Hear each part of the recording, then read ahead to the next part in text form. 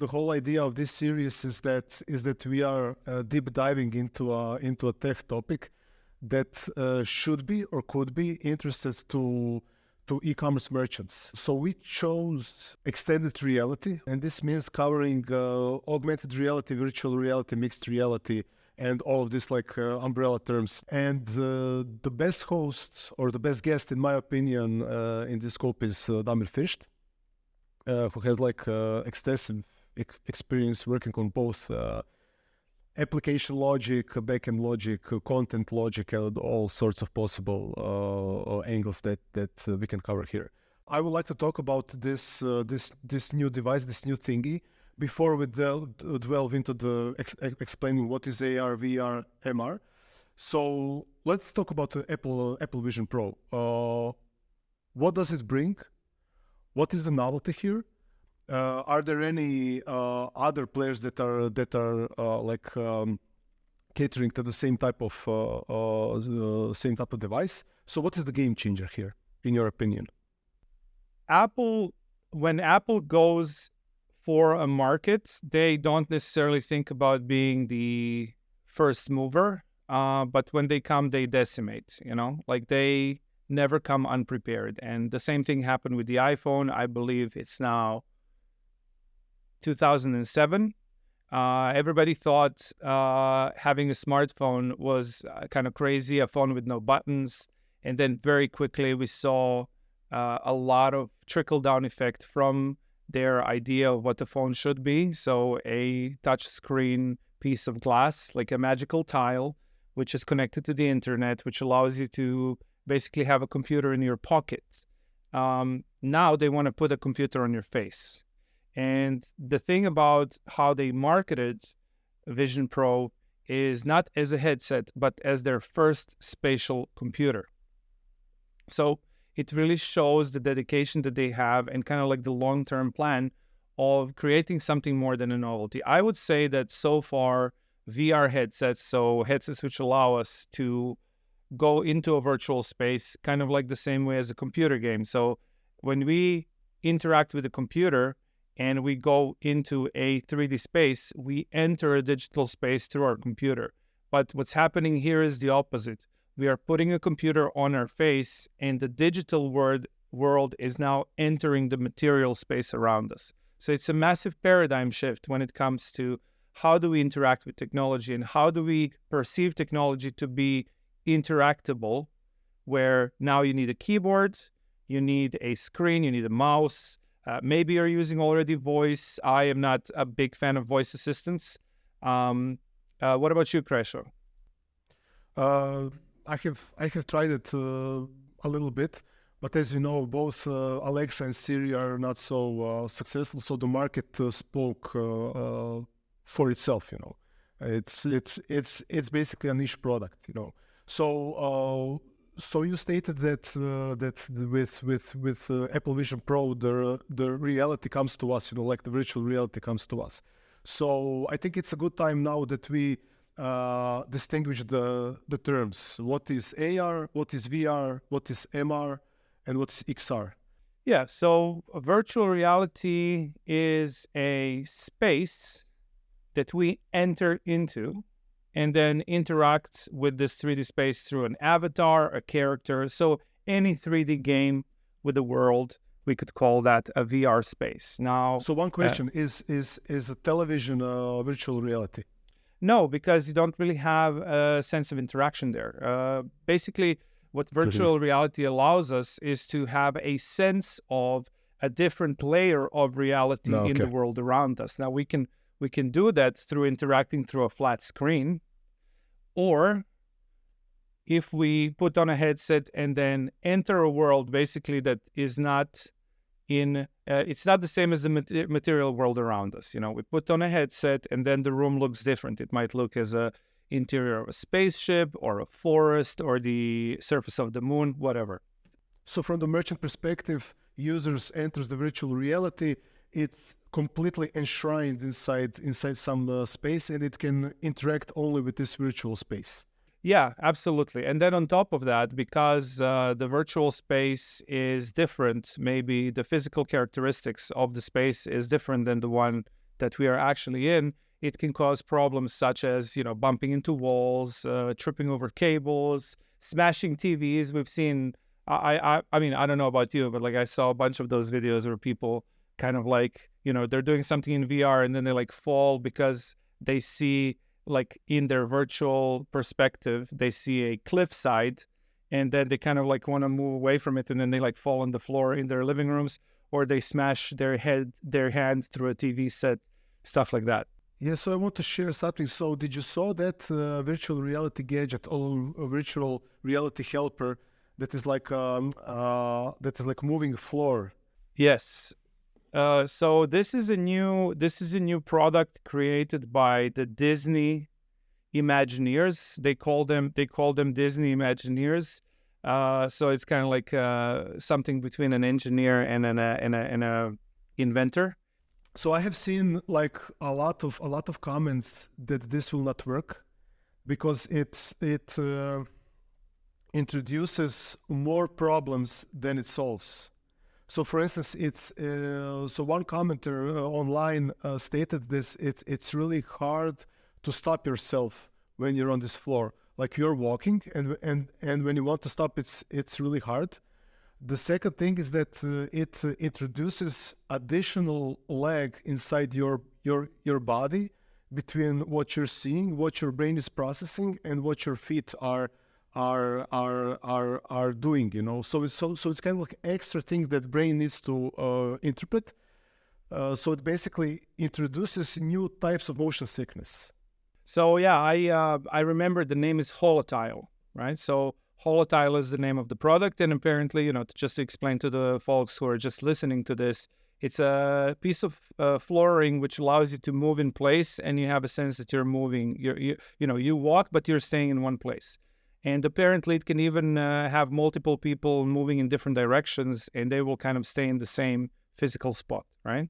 So the thing about Holotile, it's a new set of problems that VR already encountered in some way. So one thing about VR headsets that a lot of people have talked about in the past, and I feel like it's not being talked about enough, is the fact that when you are in a virtual reality space, some people often have motion sickness. And the reason why that happens is because your sensors perceive that you are moving. So your eyes and your ears are perceiving that you're moving through a space, but your inner ear doesn't sense movement. So, for instance, if you're moving your hands as if you were rowing in a kayak, you're moving through space in the virtual world, but in physical space, you stay in the same place, and this messes with your inner ear, with the balance, with the balance sense in your inner ear. So people get motion sickness. And also, one interesting piece of data is that females get way more motion sickness in this way than men. So all of these issues are basically connected to Apple Vision Pro and virtual reality topic. If the user uses the virtual reality mode of the Apple Vision Pro.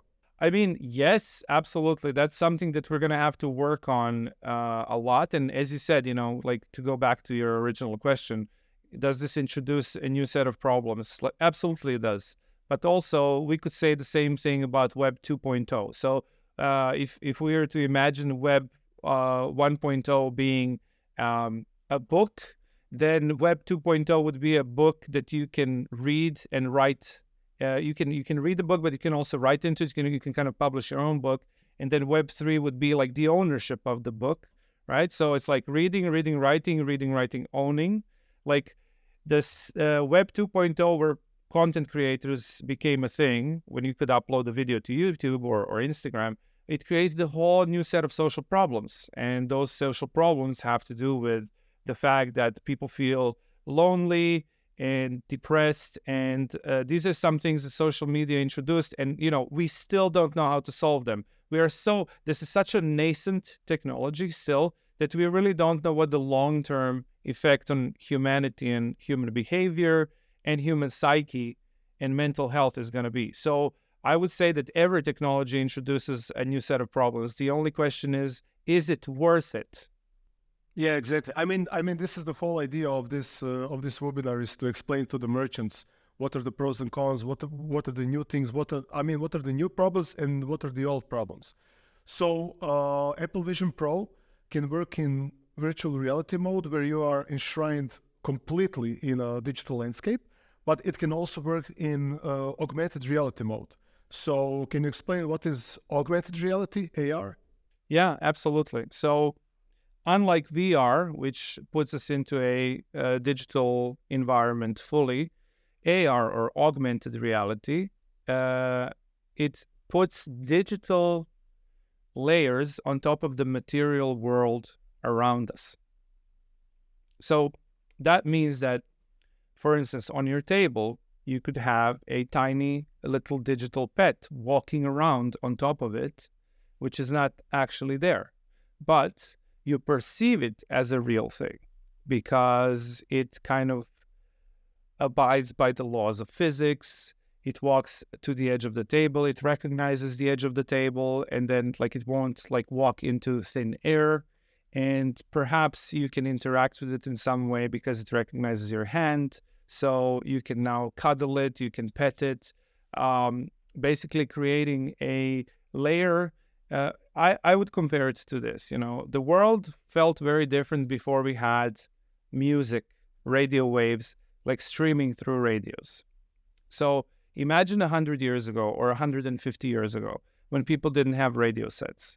You basically had silence. The only way you could hear music is by going to a place where people actually perform music, or, maybe you have a talented singer in the house. I don't know. But basically music needs to be created. All of a sudden, now you have different types of music. You have radio stations that you can switch between. And today, if I'm walking down the street and it's a beautiful summer day, I'm going to have a very different feeling of experiencing this day if I listen to jazz, or I listen to pop music, or I listen to death metal music. So basically, the atmosphere of your life is being very much shifted by the music, by the audio background that you have.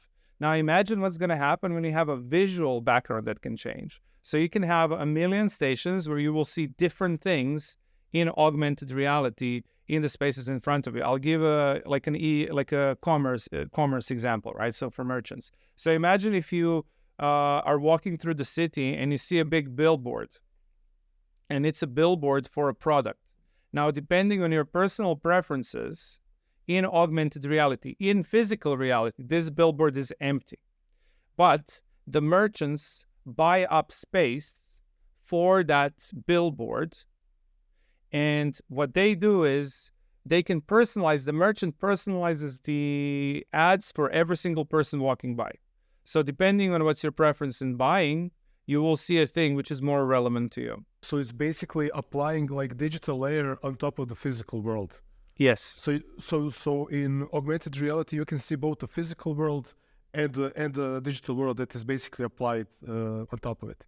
Do you know? I have seen one great example that I believe it's a game that you play with your friends on your mobiles. You're seeing cars driving around some imaginary street.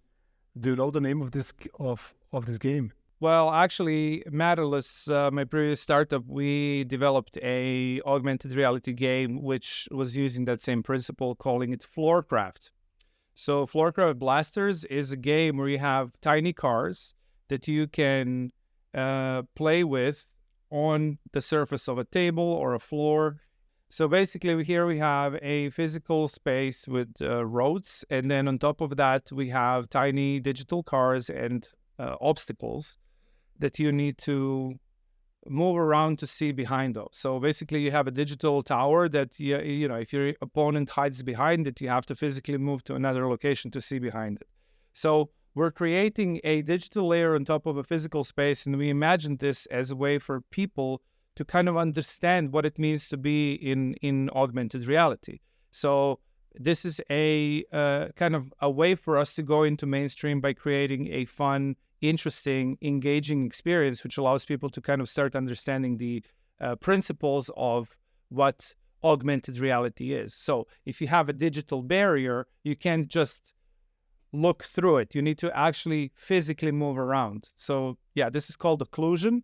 So it's a type of AR setting which allows us to create digital objects which are you're not able to see through. So if you want to actually interact with this space, you need to move around it as if it were actual physical space. I have also seen. Wait a minute, I need to find this. Yeah, it's on Twitter. I will share you this. So this is a clip.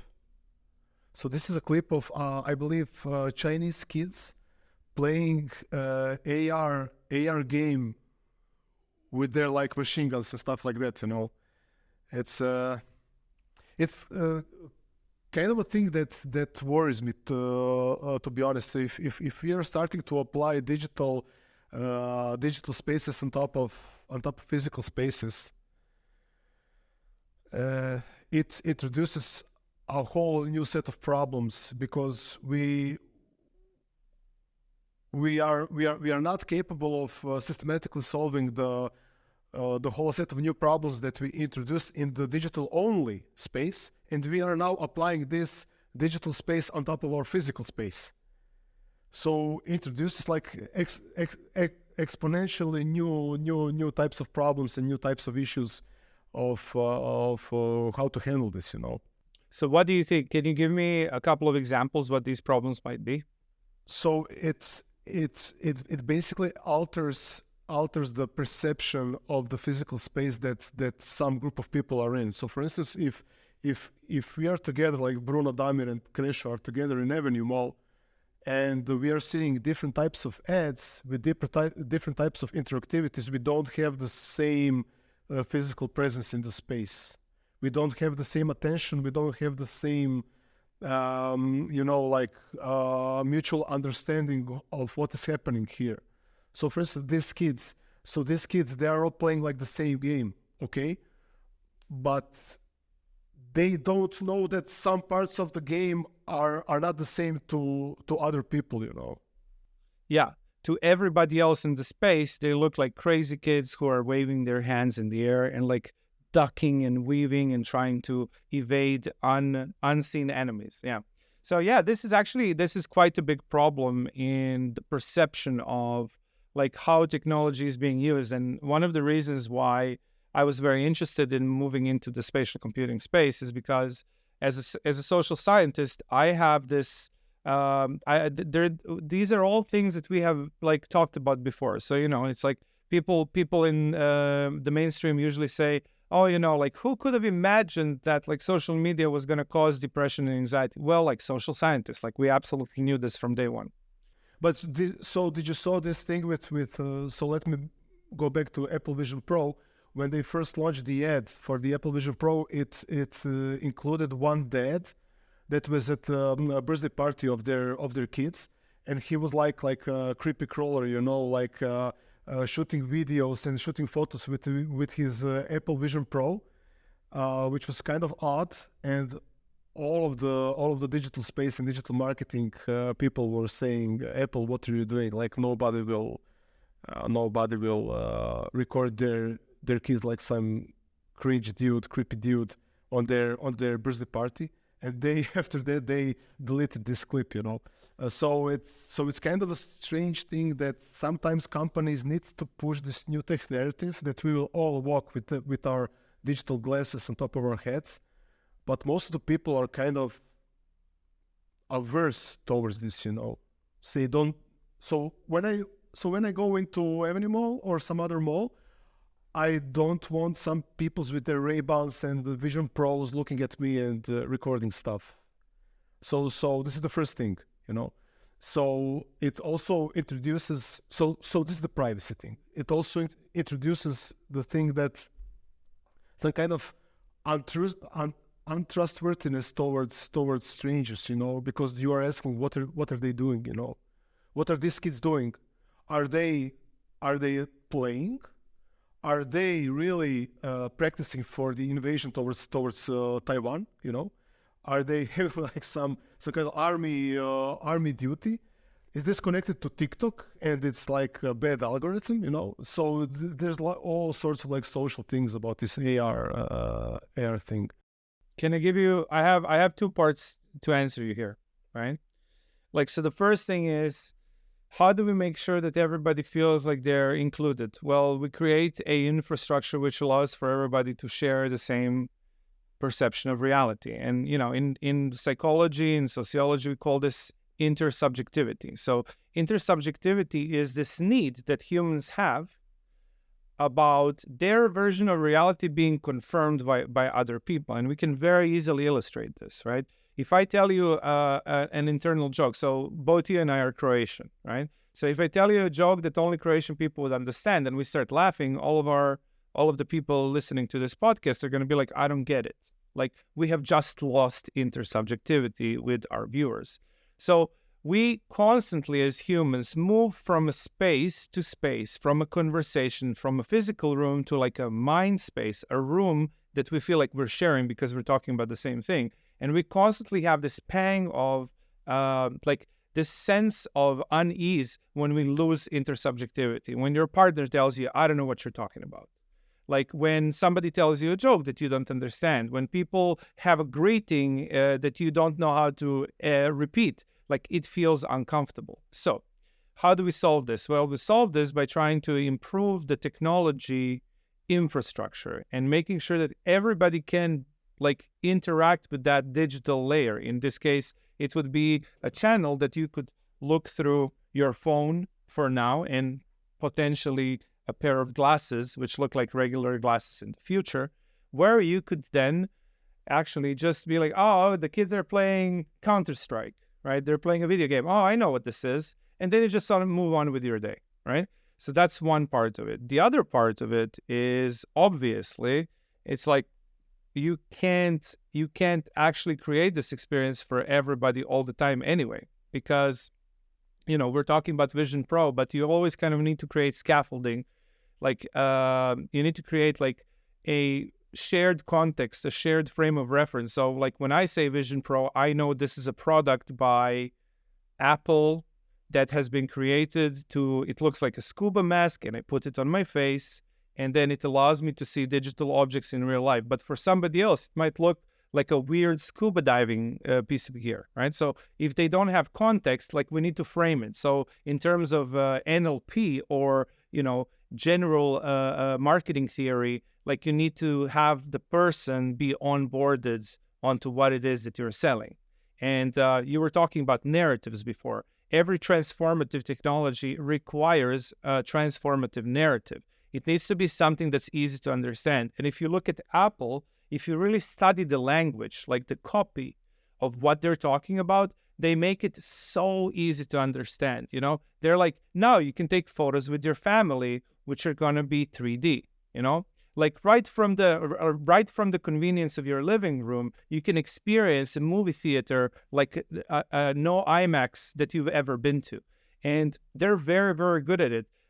They're so good at it that most people forget that you're wearing this big piece of technology. It's 600 grams. So it's more than half a kilo. So big piece of tech, a big piece of glass and metal on your face, which is obviously just anybody, if you were walking down the countryside with this thing, people would be like, what is this? I have no idea what this person is doing. Okay, so let's tackle the first thing that comes to mind when you say this big thing that is sitting on top of my head. Do you think this has the potential? And I'm talking more from a merchant's perspective, the e-commerce owner's perspective. Is this a thing that has a potential to become overall useful digital product, like mobile phones or social media or internet? Or it's more like a niche product? Absolutely. I think it has massive potential. And we can see that by the fact that there have been 200,000 units made by Apple. And sorry, I'm going to date your podcast for you, but today is February 1st. And tomorrow, February 2nd, the Apple Vision Pro is coming out onto the market. And it was only available by pre-order from January 19th. And yeah, in 10 days, it has been sold out. So 200,000 units have been snapped up. So now we're going to see if Apple can support the hype that it created. What they promise this will be able to do is a completely new set of experiences. And I think that the most mainstream and easiest to onboard perspective is going to be through entertainment. So they already have a deal with with Disney, with Warner Brothers, and that means that you can now experience Disney Plus, their streaming platform, in spatial audio and like in a spatial environment with spatial audio, which it might be currently like really kind of high level. So just to give you a compare, like I thought about this the other day. So I had 2 years ago, I had the Smile. It's like a LASIK surgery, like eye surgery, right? So after 20 plus years of wearing glasses, I finally took off my glasses, right? It cost me 3,500 euros to fix my eyes. Apple Vision Pro costs $3,500 plus a more comfortable headband, plus a $200 cable, whatever. It goes to $4,000. So it costs less for me to fix my eyes than to actually buy this piece of tech. So like it's a very, very niche product right now. However, what we can expect to happen in the next couple of years, I would say 2 to 5 years, we're going to have a lot of copies. We're going to have kind of shaved down types of headsets and AR glasses, which are not going to have the functionality of Apple. They're not going to have the exquisite quality, visual quality of Apple, but it will start a trend, the same thing that happened with the iPhone. So I believe they're going to be, like we're talking like in 5 to 10 years, I think most people will be wearing some sort of a headset, not a VR headset, but an AR headset, basically something like a display that allows you to put certain filters on top of your physical space, and they should be helpful and easy to access. Now, one other thing that Apple did really, really well, according to all the videos that I've seen and some of the people that I spoke to about the headset, is that it allows you to, by using your gaze, so basically wherever you point your eyes, like the headset recognizes that and allows you to highlight like let's say you have an icon for an app like you have on your phone, like the screen of your phone or your desktop, and you look at it, and the moment you look at it, it gets highlighted, and then you tap your fingers, you tap your thumb and your index finger, and you select it. So, and you also don't have to have your hand in front of, I'm doing it now in front of the screen because we're talking through screens. But basically you can have the hand in your lap and just press your finger and press your thumb and index finger together, and it opens up an app. It allows you to interact. And actually I wrote an article about this last year because this thing, the iWatch, allowed you to do the same thing. So if you pinch your fingers together, it allows you to answer your phone or open up an app on your phone. And my point of view is that this was all onboarding for when Apple Vision Pro arrives. So we have a massive, massive challenge for the mainstream audience to start using this piece of technology, not just because it's expensive, even though right now this is the biggest hurdle. The biggest hurdle long-term is the form factor of it becoming more comfortable to use. And also, would people really enjoy using this technology? So like when I think about design, I always think about the least technical person who would be reasonably expected to go through using this product. And this is because if your core audience is young men with a gaming background, engineers, like white men from reasonably well-developed countries, like it's very different from the mainstream audience, right? So basically, if your audience is broad, you have a lot of novices, you really need to scale back. Otherwise, the frustration and the friction becomes too great, because here's a piece of insight from somebody who's not an engineer, right? People blame themselves when a technology that they use doesn't work the way they expect. And then they give up and have a negative impression about it. And now you've lost them. Like you have lost a generation of people, right? So what Apple is doing right now is slowly trying to build up the narrative of this being a super cool thing, which changes your perception of the world, which is incredibly high quality, and it changes the way you interact with it. And I see the amount of work that they did. They don't have a controller. They don't have a mouse. They don't have something you need to click on to be able to use like every other VR headset so far. The only thing you need is your hand, your gaze, and your voice. I also want to point one thing. It's new types of technologies and new types of interactions and new types of gadgets and new types of physical devices and new types of virtual devices basically expand the pie. So when developers and designers need to come up with e-commerce ecosystem for one enterprise merchant, they will need to take care of its mobile application infrastructure, web application infrastructure, spatial computing infrastructure, physical digital ads, only physical ads, augmented reality ads, virtual reality ads. You know, so it's basically expanding the whole pie. Like it's expanding the need for creative work, for copywriting work, for engineering work, for backend work, front-end work, and whatnot. It basically also introduces new types of designers and new types of developers. You know, because if you want to develop applications for Apple Vision Pro, it's basically a new skill set for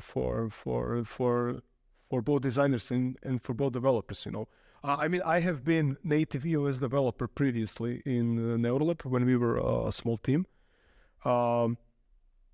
It's developing iOS only applications only for iPhone is just one role. If you want to develop things for Apple Vision Pro or any other headset, is basically totally different role. It's new types of testing of the application, new types of user experiences, new types of everything. So we are basically believing that it is expanding the pie. It is introducing novel types of e-commerce interactions or digital interactions for both users, customers, and merchants. But I don't believe it will be for 8 billion people. Having said that, there are basically new types of devices that there is a case that most of the people will use them, like for instance, Facebook Ray-Ban glasses. You know. So can you explain what are the Facebook Ray-Ban glasses? How does it? So what is the tangent between Apple Vision Pro and Facebook Ray-Ban glasses? Okay, so yeah, like the Ray-Ban Meta Smart Glasses is a really interesting product. It was kind of marketed, and in all the marketing materials and the branding, you can see that it's mostly geared toward content creators, and the price tag is I believe it's like around $300. So it's a little bit less expensive than the MetaQuest. Possibly like a pair of glasses, Ray-Ban glasses. Now, basically, it gives you really good audio quality for calls, for music. It allows live streaming, but then, for instance, the live streaming is basically a walled garden feature, so you have to pay for it, and it kind of makes you look like a glass hole. So if people understand that you have these glasses on, it's kind of like the similar. Glass hole was a term that was invented for people who were using Google Glass back in the 1910s. So 2010s or 2000s. I think it's been now like maybe it's also like 2008, 2009. I can't remember really. But they came up with this term glass hole because the form factor for the Google Glass was quite nice, but it also made you look kind of weird, kind of like you're cosplaying in Star Trek. And that was kind of like if you for techie types, totally cool. For the rest of the people, kind of lame. Now, I think that the Ray-Bans are very much stylish because they look exactly like normal glasses. But that also becomes a problem because if you're trying to record something in the world, you can do it very inconspicuously. So there's a privacy concern with the fact that you might be using this product without other people realizing. The other problem. So this is the problem that we talked earlier, right? Also. Yes. Yeah, exactly. The other thing is that this, like the aspect ratio, three to 4, it basically makes it, it's made for doing socials. So you need to import the media to your phone. Once you import the media to your phone, you can like upload it to all of the platforms that you're using, like especially Instagram. Now, the thing about it is, it's like, who owns that data, right? And like, who owns the images and the videos that you have recorded? Well, the platform that you're uploading them to. So basically, you become the eyes and ears, like a million extra pairs of eyes and ears for these platforms which are accruing data. Now, the reason why this is important is, like, I'm going to talk about another big company, Tesla.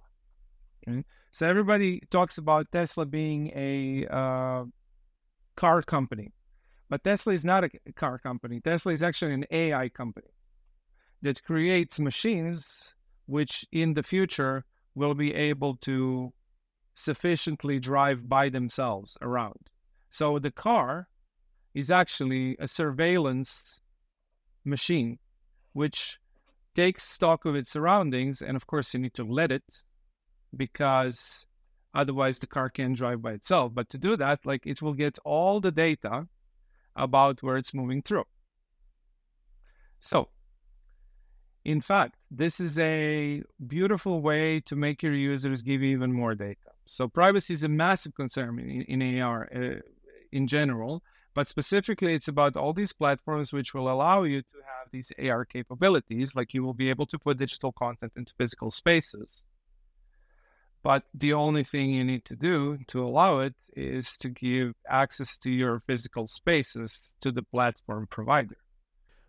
The media that you create is owned partially by the platforms, in a sense that they can do whatever they want with this media. This is right, of course, but the media itself is your ownership. I mean, you can take those photos from your iPhone, you can store it on Google Drive, on iCloud, on Azure. You can sell it, you can print it, you can share it, you can email it, whatever you want. It is true that the platform is owning the media that is recorded from your Vision Pro or Facebook Ray-Bans or Quest or something like that, in a sense that they can do whatever they want with it. They can train neural networks, they can train their own systems, they can train whatnot. I don't see this much as a big problem, because in our space, in engineering space, you need to have those kinds of media ingesting capabilities to train your systems. It's basically a tool with both positives and negatives.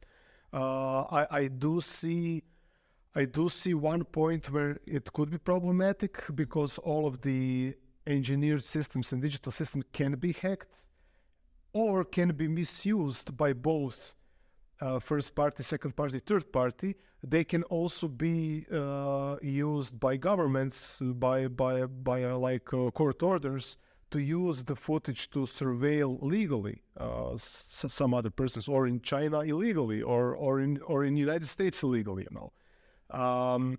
so this drives me to your point about Teslas. You have like a whole suite of cars driving around, recording everything, but in a technological sense, if you take, for instance, London, that hasn't changed much, because all of the London is basically camera recorded, like CCTV is everything around. What I want to say is that it is basically a necessity for our society that everything will be recorded. The thing is that the main trade-off is basically that users are giving consent, because it's how to say, so what is the word? Convenient. It is convenient for them to take a photo through Facebook Ray-Ban glasses and to send it to their friend, and not to take up the mobile phone. It is convenient for you to have like a level 2 self-drive Tesla like recording everything around you because you want to play a game during the drive, So it's basically a trade-off between privacy and convenience. This is the old topic in our industry, So old school developers always educated merchants and users that you should have strong passwords. This is the same example. You should have 40-string passwords with numbers, hashes, whatnot, everything, because this is the most secure. We know that nobody's doing this. Like most of the people have passwords like dog123, which is easily hacked because it is convenient. I see the same like problematic thing with media and ingesting of the images of the world, because it is convenient. We don't care about the privacy. We don't care about the misuse. But what is I also heard or read somewhere that basically Facebook Ray-Bans are not AR goggles. So they don't do augmented reality. They're basically just an extension of the Facebook application that is a camera recorder, microphone, and voice recorder. So that's basically, they don't have augmented reality capabilities. Is that correct? Well, I mean, they have these AI enhancement capabilities which are not out yet. So I remember in the original video, Zuckerberg is braiding his daughter's hair and he's getting instructions on like how to braid her hair. Like that stuff is not available yet, as from what I've seen. So this is like my latest like update is from November 2023. I haven't looked into it because they seem more like a content creator recording your surroundings type of product. So I don't find it very interesting.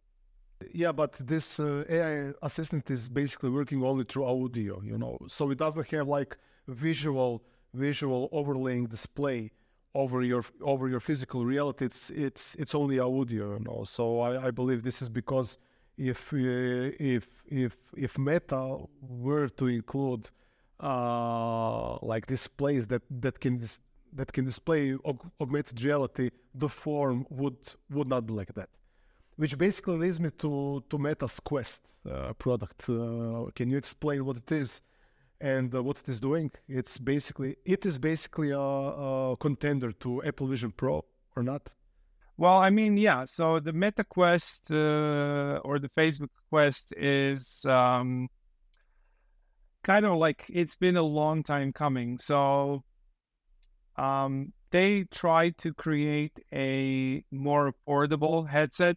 So when they bought Oculus Rift back in the 2000s, a startup which was working on a virtual reality headset, they tried to kind of push it a couple of times. So they created the Quest 1, which was kind of interesting, but it felt really bulky and cheap. Then they made the Quest 2, which is a little bit better received, but they also created a version called the MetaQuest Pro, which is slightly comparable to the quality of the, in terms of like what it looks like and what it feels like. It can be compared a little bit to the Apple Vision Pro. But like the MetaQuest 3, which came out recently, created a whole new kind of interest in the space. The way that the Quest works is you have a headset, but you also have two controllers, which kind of look like joysticks, which you need to hold in your hands. So you have buttons that you can use that basically when you look through the VR, they simulate your hands. But the Quest 3 allows for hand recognition. So what that means is that you can ideally use your hand as you would, and your Quest is going to recognize all the fingers, and then you can interact with objects directly. Another thing that these virtual reality, and actually both the Quest 2 and the Quest 3 have a mixed reality or augmented reality setting as well, through something called pass-through. So pass-through means that you have cameras in front of the headset, which are recording the real world around you, the material world around you, and then they transport it as a recording to your monitors in front of your eyes. So you're not actually seeing the world in front of you. You're seeing a recording which is then streamed live into your into the monitors in front of your eyes. So the reason why they're doing that is because it's not possible right now to make it transparent. Like, there's a whole set of technical problems, but it should be enough for you to be able to feel like you're in the real room around you. I've tried it. It has a lag, which I haven't tried the Quest 3 yet, but like on the Quest 3, there's a significant lag, and it really takes you out of the experience constantly. And it also is a little bit buggy. So it feels like an unfinished product. So the Quest is definitely an interesting kind of consumer-facing product, which is more affordable. The Quest 3 costs as much as a PlayStation 5, so around like $500. And now it's like, it is a bit more affordable, but I still feel like the price tag is quite big for something which is essentially a novelty. But it's I think the Quest 3 has a lot of really cool potential, especially for mixed reality experiences. And it might be now that in the future, we're going to see kind of like a marriage of some of the features of the Vision Pro, which is $3,500, and a MetaQuest, which is $500. So I can see some hybrid stuff happening in the next couple of years. Also, if you look at some of the games which are being played on the MetaQuest, because the Quest is mostly marketed as a gaming station, right? So basically with MetaQuest 3, you have a bunch of games that you can play right in your living room, some quite big ones. I would say the most interesting game that was created for the MetaQuest is Beat Saber. So in Beat Saber, both of your controllers are lightning, like energy swords, like the lightsaber from Star Wars. And you have these cubes which are coming towards you. You need to cut them according to the beat. So it's kind of like there's a great party video on it on YouTube. I think it features Billie Eilish song or something like that. It's a great commercial. Yeah, it's so can you also talk about the two other players that are sitting next to Apple Vision Pro and Facebook Quest, and these are like PlayStation VR headset and Vario? So yeah, I just wanna like go a little bit back to like Beat Saber, because I think it's an interesting thing for people who might be developing something for this space to understand. Like, why is it such a great game? Like, it's a really good game because, first of all, your controller is an energy sword which has no weight. So if you had like if you saw a massive metal sword, it would basically break the immersion. So you have an energy sword, which is basically weightless. And then you have these cubes which are going towards you. So you just need to stand in place and then sometimes move left or right or crouch because there's some obstacle stuff coming towards you. Like, this game nailed what a virtual experience or a mixed reality experience should be like. You have some interactivity.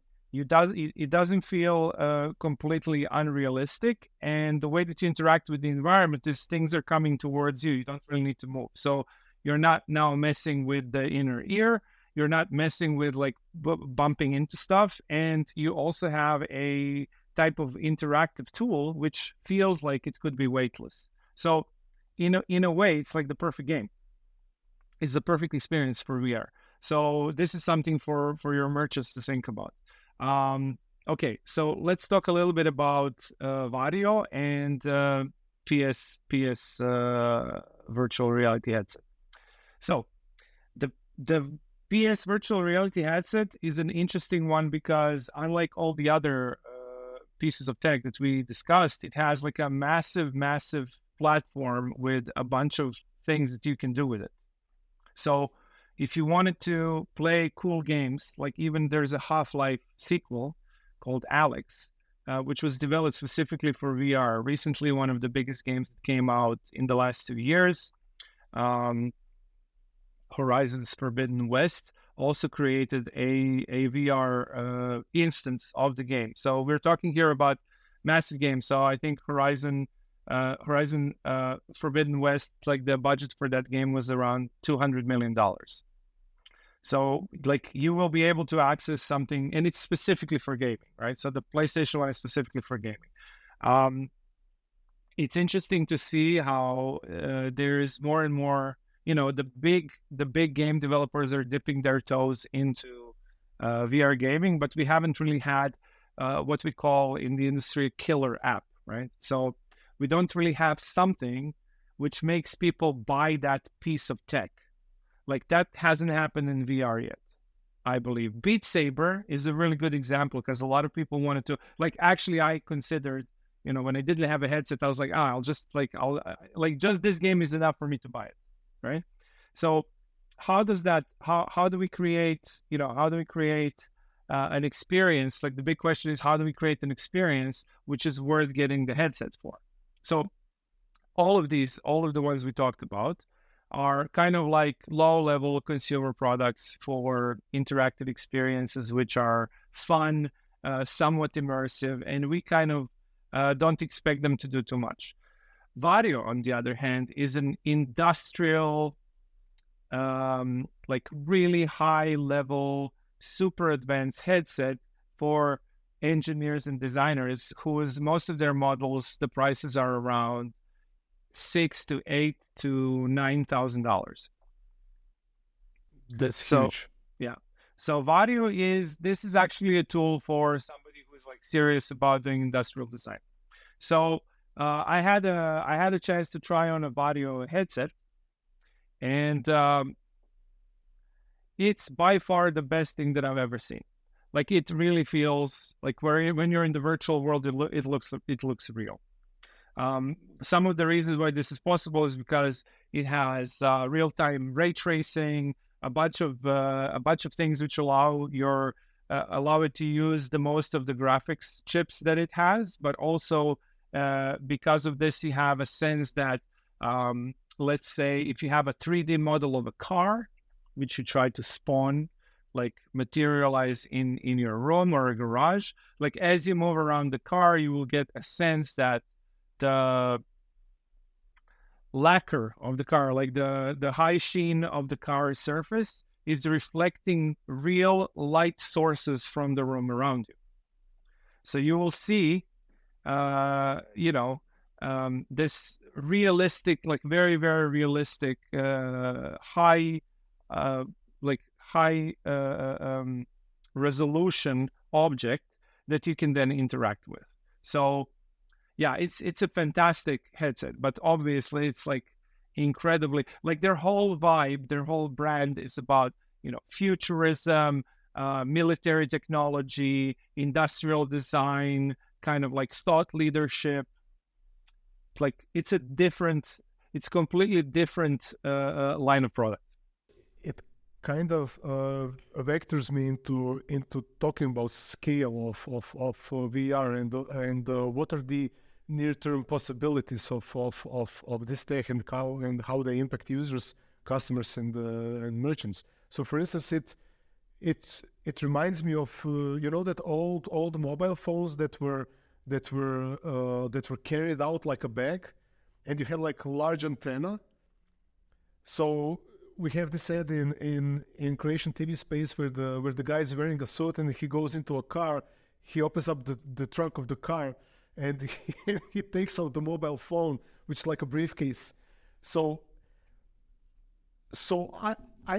I can sign to this like meta agreement between all of us that we can see this technology like Vario in 5 or 10 years or 15 years maybe be possible to be packaged into a like headset product that is weighing 400 grams, something like that, and it only relies on a battery that is in your pocket, for instance. So I can see that. I can see that for instance you have like ultra realistic zero lag experience that joysticks are only your hands, and you are immersed in this virtual reality.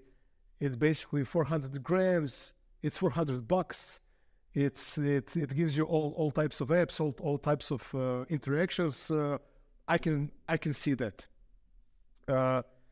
The biggest question that we want to cover in this webinar: what does this unlocks? So this is the major question. If you have this kind of device that is light, that is affordable, that is connected to all of your applications, that is connected to all of your other devices, that all other people are using it. It is normal for you to see other people using it. It is normal for all developers and all designers to design applications that will be hosted on this device. What does this unlock? What kind of interactivity you think that this could unlock? And so we can first talk generally, and then we can bolt down into maybe e-commerce landscape. I mean, first of all, we need to talk about the target audiences, right? So who's your ideal customer persona, right? So currently VR and like AR is by far focused on two aspects. So far it has been gaming. And you can always kind of see gamers are the first early adopters. Well, it's gaming and porn, actually. So gaming and porn are the two industries that always embrace any kind of new tech. Then when we kind of drill down into what it's being used for, effectively, I can see it as gaming. Then after that, we have education and training.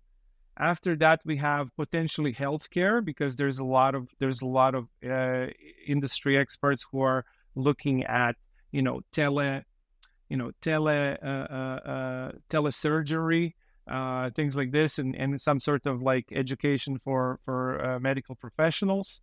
Then, like, one of the really big ones is also real estate, being able to see and observe a piece of land or a finished house.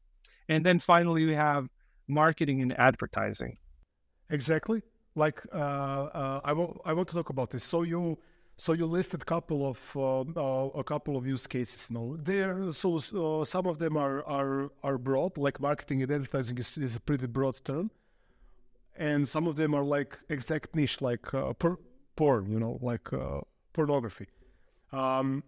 I want to talk about one possible use case that we are seeing right now at the share screen. So let's say you have so this is the visualization of the Tokyo. It's currently it's a real-time representation of the Tokyo subway system. So we currently have the infrastructure and means to produce all kinds of applications and interactivities that users can consume this type of content. So you have the APIs, you have the subway APIs. The Tokyo district is publicly displaying this data. It's offering data to developers, users, customers, merchants, whatnot. So we have the whole infrastructure currently that users can see Tokyo with its 35 million inhabitants, plus minus, and see the real-time data feed of all the subway system and all the trains. So you can see the train is now moving. So this purple train is now moving and is intersecting with the red train. Okay, so we currently have this kind of digital infrastructure for this. If we take into account that there are some headsets or Ray-Bans or glasses that can offer virtual reality, augmented reality, mixed reality interactions, and if you take into account that most of the users in Tokyo would be able to utilize it, for me it means this thing, that you could be able to visualize on your glasses this type of system like subway. You could see that subway is approaching beneath your field of vision, and then you could basically buy the ticket for the subway, all with your. So it basically interconnects both the current digital infrastructure that you're seeing now.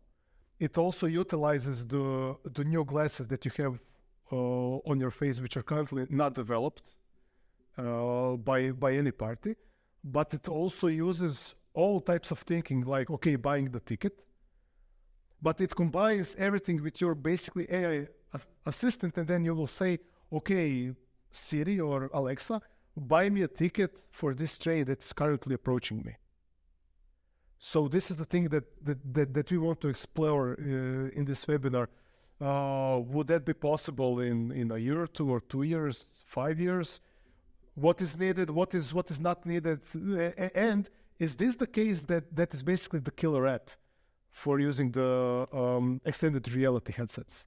Well, actually, I mean, first of all, so there's a couple of things which I feel like are very big trends that are going to be happening in the following years. So number one is the Gen AI meme is going to be supplanted with the spatial computing meme. Like, definitely, this is going to be the peak of, like, the next Gartner hype cycle is about spatial computing, like 100%. The second thing that's going to be happening is, like, both the developers and the investors are more interested in the XR mixed reality headsets because it kind of presents the new blue ocean opportunity. You can see kind of that people are flocking into it. So, if developers are moving into XR, then the investors will be moving into XR as well. The next big trend that we can see is having AI technology combined with the mixed reality technology. And the reason why that's happening is because, in a way, AR is becoming the context in which AI will work. So what we can see in the future is effectively creating generative AI content live in a space which is mixed reality enabled. So you might be able to very easily change the tapestry on your wall, a painting on your wall, maybe the patterns, like the paint on your walls, etc. Like, these things are much closer than people believe. And in fact, if you kind of troll through Twitter, you will already see them. What you're describing, this idea of having a live update of, let's say, a train coming into the station in XR, like, it's actually something that requires a lot of moving parts, which it also requires, like, faster Wi-Fi. So we're talking about Wi-Fi 6 or even Wi-Fi 7, which is not going to have the bottleneck of, like, the amount of compute and data that needs to come through. But one of the very difficult things to simulate currently or to interact with in AR is objects that move. So it's very difficult to have an AR experience in a moving wagon. So it's hard to do it on a train. It's hard to do it on a plane. That's because to make it very simple, some of the, like, machine parts in your devices don't allow you to be perceived as staying in one place if you're moving, like the gyroscopes and the some of the other machinery in your phone or in the headset. Like, they need to be stationary in one place for you to not basically lose the thread of where you are, the position where you're in. Okay, so can I stop right there, because this is the great segue into what we are seeing here. So I believe 6 or 7 years ago, both IKEA and Amazon published augmented reality applications. So they're basically describing what you are saying now. The context was really simple. You are at your home, you are stationary, and you want to envision how the products that merchant can sell you would look inside your space. So, to be honest, those applications haven't gained much traction. What are your thoughts on why is that so? Well, actually, one of the reasons why I think this doesn't work is because people don't have a shared experience of it. You can't actually, like, you see it through, like, a tiny screen. Like, so one of the problems that we tried to solve in my previous startup is we tried to solve the problem of having a shared experience where digital objects can be anchored into space, exactly the same for multiple users. Now, there's a big problem that needs to be solved there, and that is for the devices to sync. It's not as easy as just like plugging them in. So we developed a technology which allows us to do that without any kind of big kind of compute price on what it is that you're trying to look at. Because most of these technologies, to have a shared experience, they rely on something called a digital twin. A digital twin is a 3D version of the world that needs to be done before you actually start the experience. So you need to pre-scan the environment, and you still need to do it with multiple devices. So we devised a system where we don't need a 3D model of the world. The only thing we need is like anchor points, which we call lighthouses, which are stationary. So basically, these are QR codes that you can place on walls and floors, and as long as they don't move, as long as those don't move, you can actually anchor, like you create a coordinate system, and then you can anchor an object into space based on how far away it is from the QR code or this lighthouse. So for that, you don't need to know what the space looks like. You don't need to cross any privacy boundaries because you're not actually interested in what the space of the room that your digital objects are in is.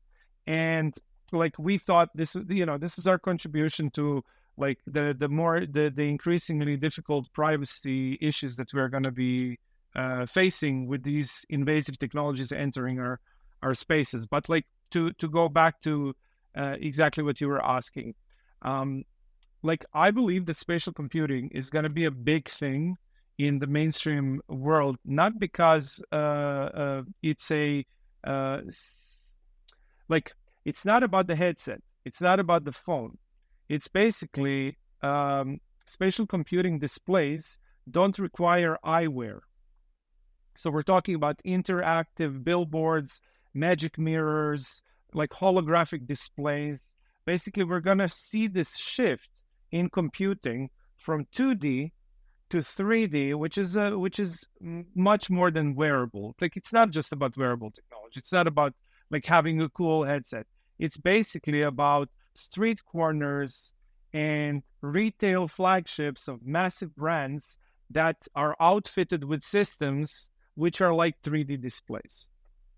So I recently was in Istanbul.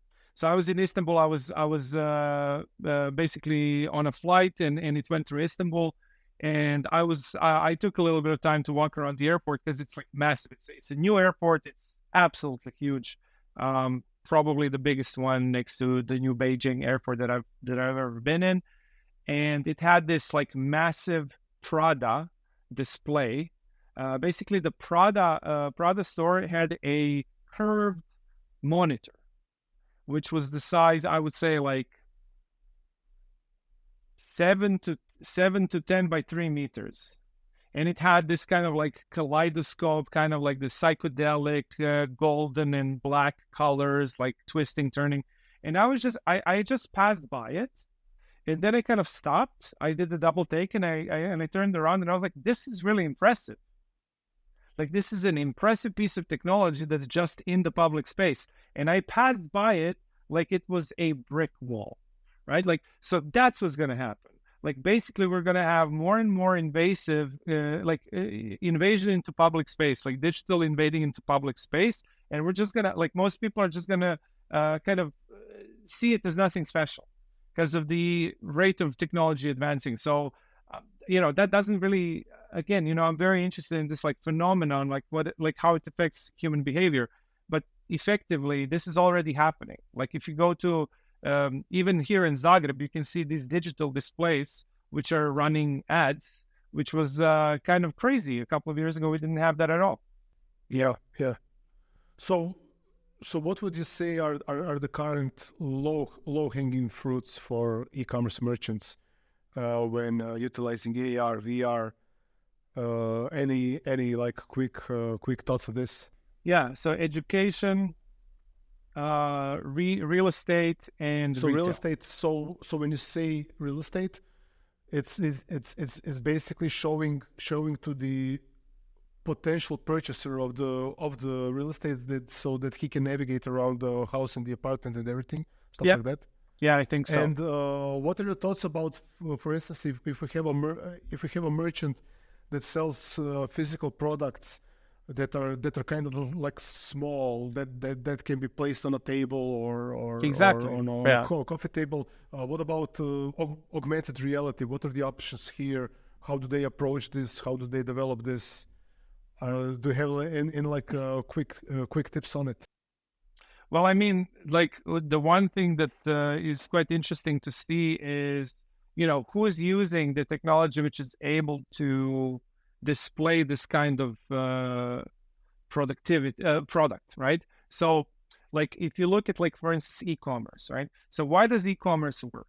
Like, why does it work? Why is retail, like physical retail, going more and more down, like every year? So basically, e-commerce is 2 to 3 times more successful in the last couple of years. The thing that e-commerce allows for is 3 things. It's search, the option to search, discoverability, and personal interaction, like personal preference. So effectively, when you're looking for a product in e-commerce, you already know that you're looking for a product, right? So like you are buying that book, you're buying that headset, like you start using the internet with the intention to like go into your shopping app and get the thing that you want, right? Now, the other thing that is really great about e-commerce is discoverability. So you can very easily search and find the thing that you're looking for. Like imagine going to Avenue Mall, a shopping mall here in Zagreb, and trying to find a specific jacket, right? Or a type of jacket. Like I want to have a leather jacket which has no studs. Okay, cool. So now you're going to every store and asking for this particular type. Then you also have the problem of size. I'm a pretty big guy. I'm 2 meters tall. So like it's not the easiest things for me to find the actual product in the right size for myself. In fact, some of my earliest memories of like growing up very tall, I mean, first world problems, but like I was walking around the city and I would see something that I like sneakers or something. And I was like, but like they probably don't have my size.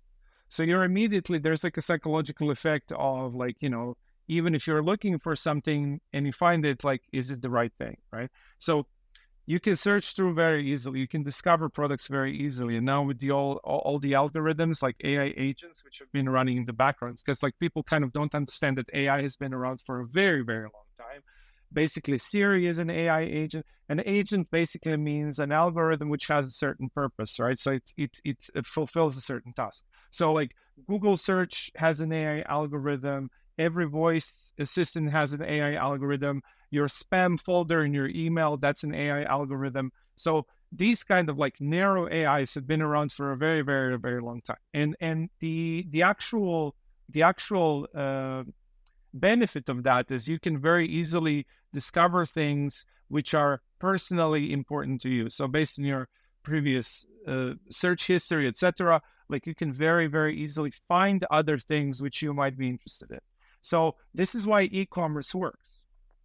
You can't emulate this in physical space. I mean, this is a great intro for the next step, a topic of what merchants can do to prepare for the extended reality. So it's basically this. You talked about various bots and crawlers going around the internet, crawling e-commerce merchants, various algorithms proposing some products to us. So basically, what we currently have is that all merchants need to work on their content. So it's basically a default to have like product images, product titles, product meta keywords, product content, downloadable PDFs. You need to basically integrate your WooCommerce store to Google data feed. You need to integrate it into Google Search Console. So these are all typical default nuts and bolts of our industry. So if we take into account that probably, or to some extent probably in 5 to 10 years, we will have some segment of users that we will have AR, VR glasses and whatnot. Does it basically boils down to this, that merchants will need to prepare their content to be ingestible through this mixed reality setting. So, for instance, they will need to have 3D objects for every physical product that they sell, because now it's normal for merchants to have product images. If you don't have product images, basically we cannot talk about e-commerce store. You need to have like optimized titles. You need to have optimized content. You need to have like optimized social media strategy. You need to have digital marketing strategy. So basically, we will have in 5 to 10 years, every merchant that sells physical products will need to have a 3D model, because when the application or AI assistant or some crawler or some bot visits your site, visits your WooCommerce store, it will basically need to have some kind of field that says, okay, this is a file to your 3D model, so the 3D model can interact with the user, whether it's on Vario or PlayStation glasses or Vision Pro or whatnot. So what do you think about that? Well, I mean, it's kind of clear that the biggest e-commerce vertical is fashion. So, like fashion, it is. Yeah, fashion is it is embracing. by effect, yeah. So fashion, like, and I, this is not me knowing this. This is me just being kind of like intuitive about it.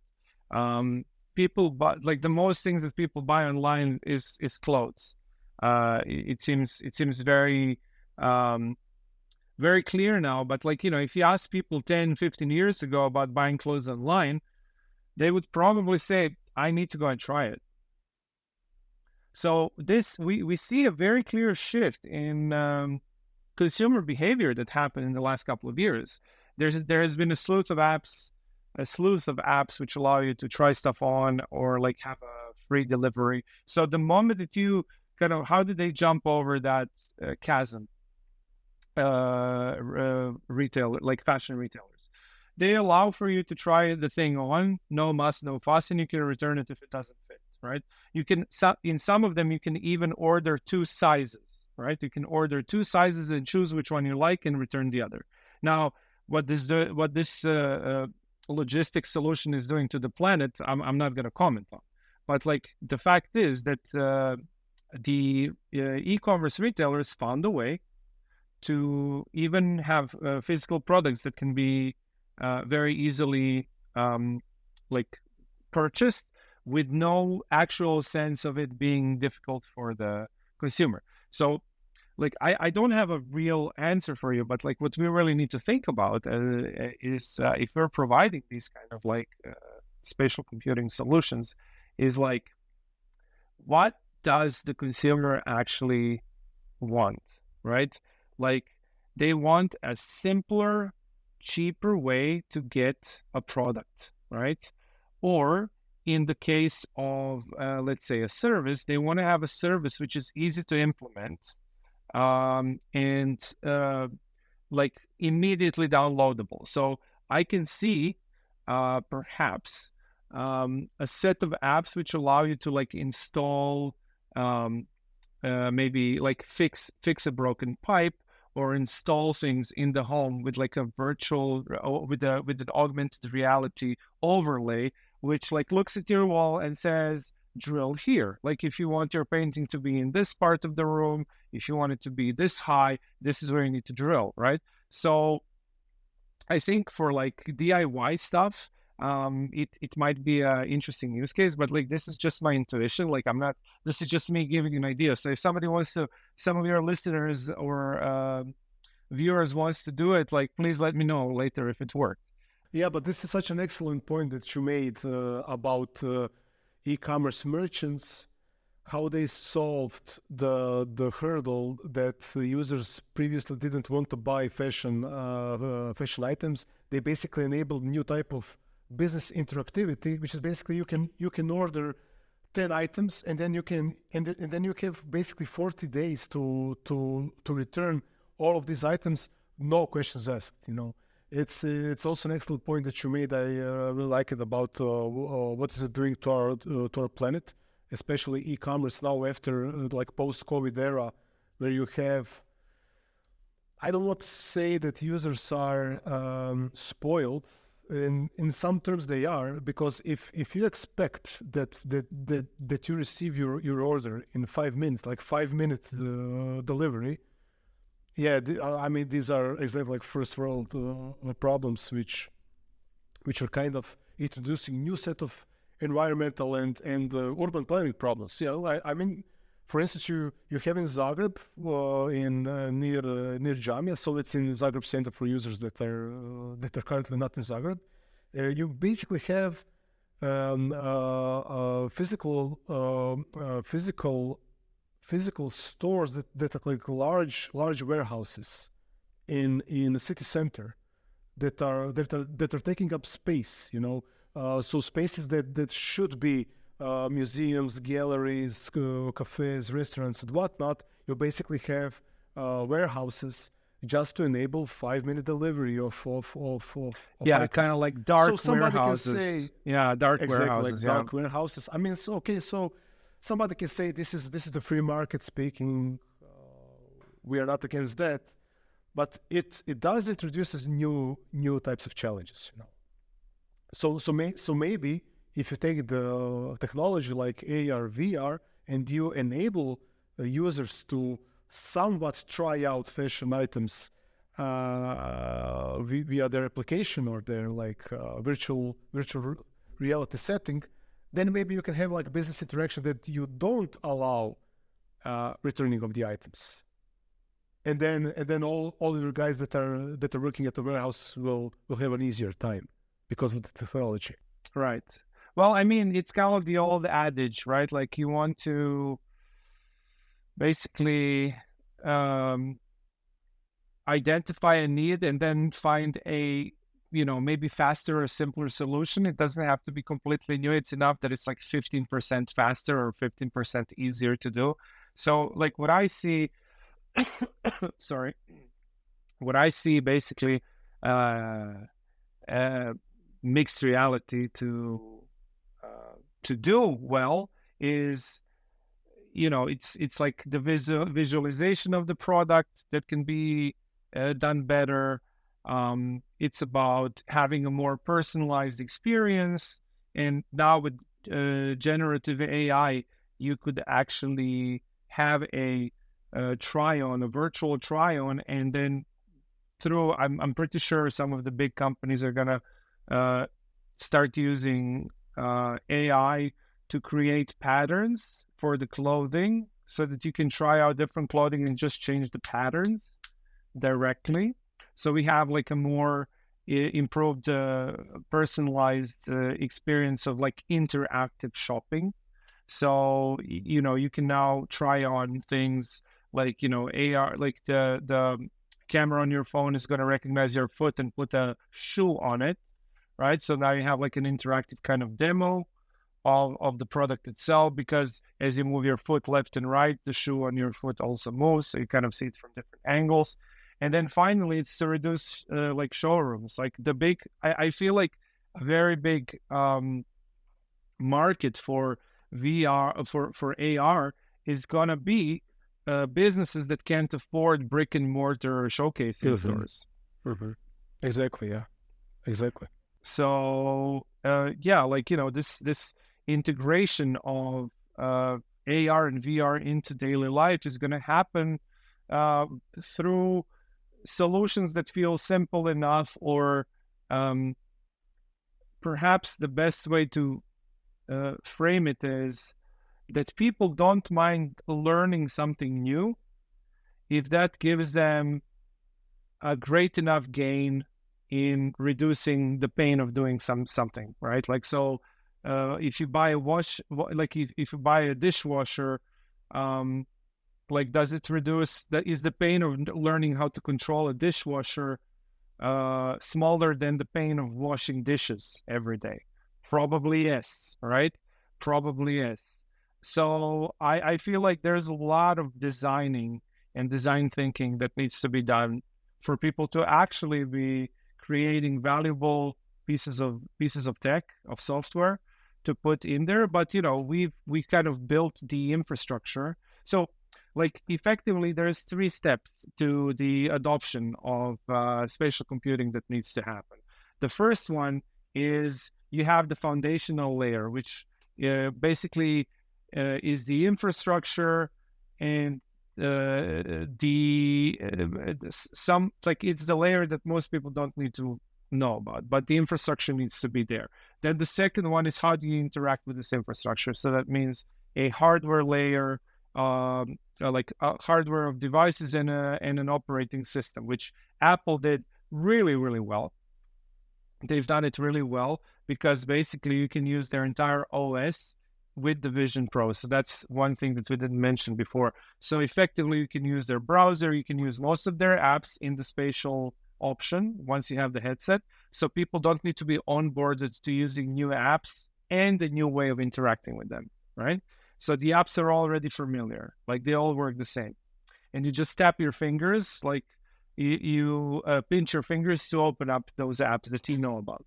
Right. And then finally, the third layer. So we have the infrastructure layer, then we have the hardware and the operating system layer. And the third layer is the apps, right? So this is what you're actually going to be interacting with. And that part is the part that we kind of need to see what the people are going to be working on. And I think there's some really interesting solutions already, like sorting through videos like you would through your record collection to play them. As opposed to like clicking on items in the air.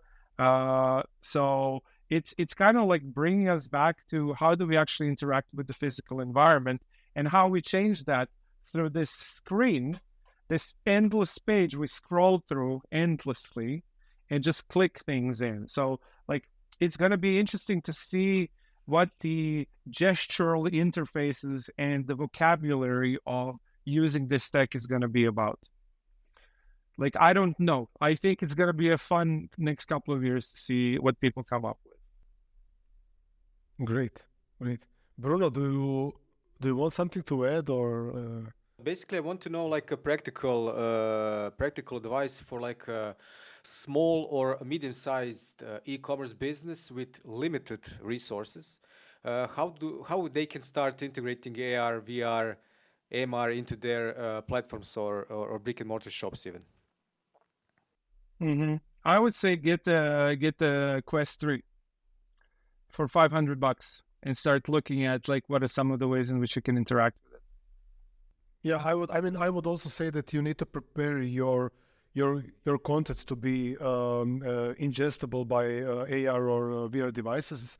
Having said that, having like for instance 360 degrees photo shooting of your products, doing the 3D models of your products, having as much as content on your site as possible will surely help all of the needed interactions. So for instance, if in so let's say 5 to 10 years, Apple Vision Pro and Meta's Quest are distributed devices across the globe, they will probably have some sort of smart AI assistant that will be powerful. It will have some limitations, of course, but it will be powerful enough to buy a product for you. So, for instance, let's say I'm working from home. I have my Apple Vision Pro device on it because it basically mirrors the screen of my Mac. And I want to say to my Apple Vision Pro, hey Siri, can you buy me this product that I'm currently seeing on some website? I would expect in 5 to 10 years that some AI assistant would be able to purchase it for me. Having said that, merchants can't enable this by default. They need to have like a lot of content. They need to have like proper open sourced content on their website and all of the data available.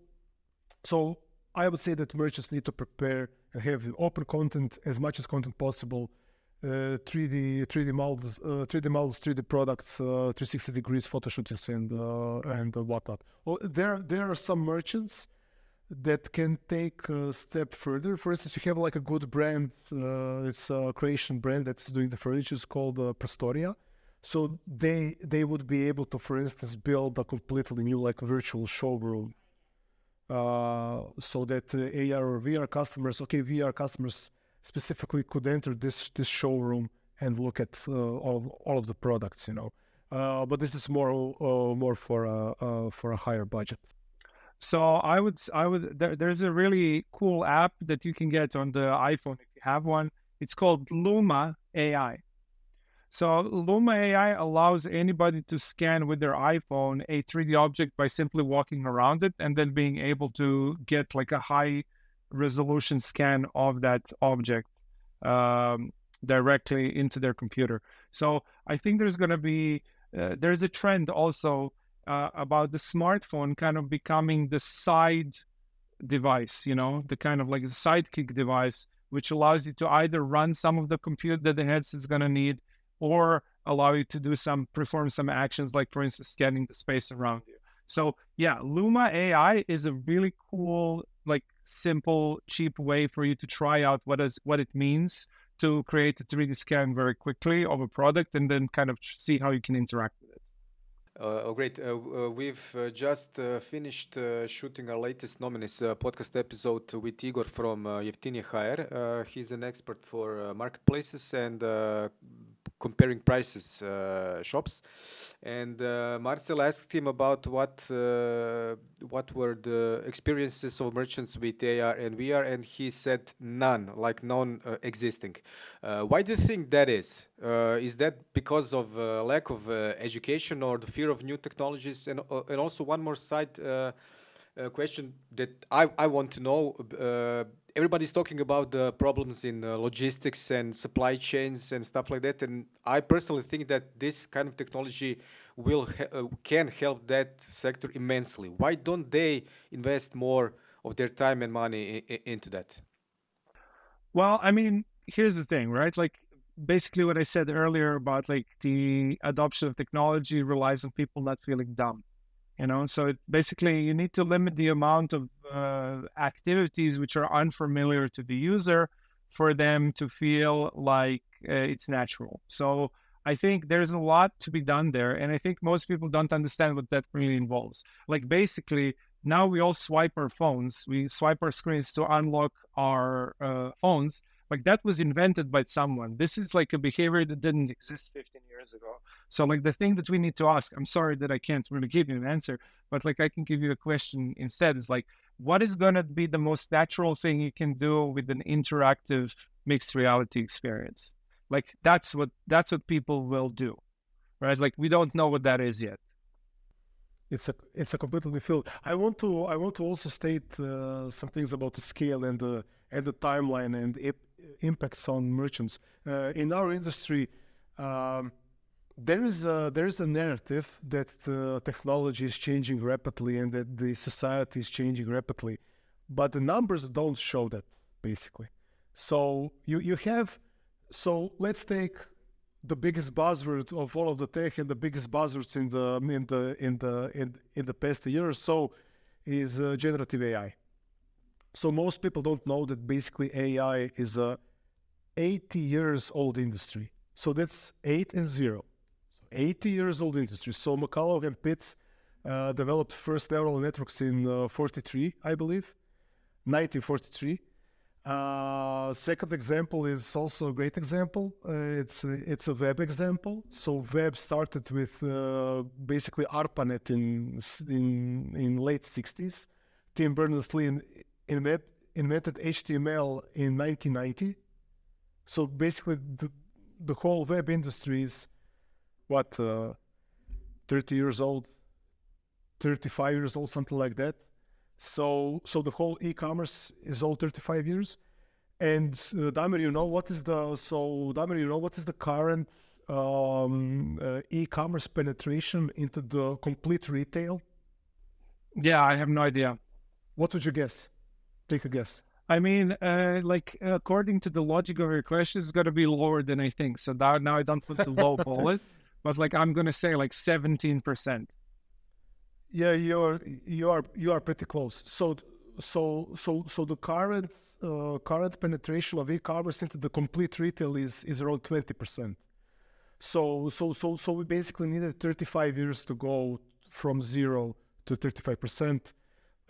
Generative AI needed 80 years to be able to synthesize some kind of text. VR started, I believe, in 50s or 60s. I believe first VR headsets were for pilot education on the 50s and 60s. So we have like 60 years of development. So I would say on one hand, merchants do have time to prepare. I would say that merchants always have time to prepare. You need to prepare it.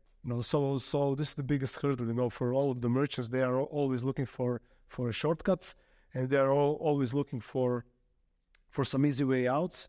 But we are witnessing now an era where internet is basically becoming the standard. All types of mobile devices are basically becoming the standards. We are seeing a plateau of some hardware devices. So for instance, you haven't changed your iPhone or Android device in a year or two. iPhone 15 is basically the same as iPhone 14, is basically the same as 13, is basically the same as iPhone 12. So you are seeing some kind of plateau for some of the devices. So I can say that merchants will have time to prepare for the oncoming VR summer, or however you want to call it. But there is always this thing that the new thing is never obvious, or it's obvious in hindsight. So this is the thing that we always talk with our merchants. In 1990, nobody can see Uber coming. So because if you want to envision Uber, you need to think that you need to have GPS on all of your devices, you need to have mobile payments on all of your devices, you need to have interactive maps on all your devices, you need to have internet on all of your devices, and you need to have mobile phones in every hand possible. And then Uber is possible, Basically, it's really interesting. Like, one thing that I really would like to talk about more and see people talk about more is that this like whole American idea of like libertarian research, like that's done by like maverick entrepreneurs, it's like completely false. When you look at the last, and you reminded me of this when you were talking about how all the AI field is. Effectively, the entire American IT industry was built on innovations that were funded by the government. So basically, without military buying the early microchips, the whole industry would have probably not worked. Basically, the federal government paid for the foundational work of like cryptography, of voice recognition, AI, and of course through ARPANET, to the internet protocols themselves. So effectively, like there was the Research and Development magazine, which did like a research in like in the early 2010s. Like they looked at all the industry like patents that were done, innovations that were done from like 1970s to 2000s. Like 88% of that was funded by governments. So you're talking about Uber is basically, if the government didn't produce the core inventions necessary for you to be able to do that, you would not have an Uber. So like this is also a really big part that most people don't want to talk about, but it's a massive, massive part of like mass adoption of this technology. So like for the closing statements, merchants have time, but they need to do work on their content in as much as they can. Well, I think learn as much as you can about this industry, download some apps, try out certain mixed reality experiences that you can, because they are available already, and then see where you fit. Like there is no one, there's no solution that's gonna be fitting every single merchant, but there is a significant overlap, and it's only growing in how e-commerce and physical retail are combining more and more, and like the medium to put it together will be mixed reality. Perfect, Damir. Thank you much for your time. We had a blast. So we had like 2 hours talking about extended reality. I hope this was educational for all of us and for all of our listeners. We don't currently have like a tight schedule about when we will ship this live and what is the frequency of this webinar. But when we see another opportunity to talk about some like a hefty topic like this one, we will all let you know. Cheers, guys.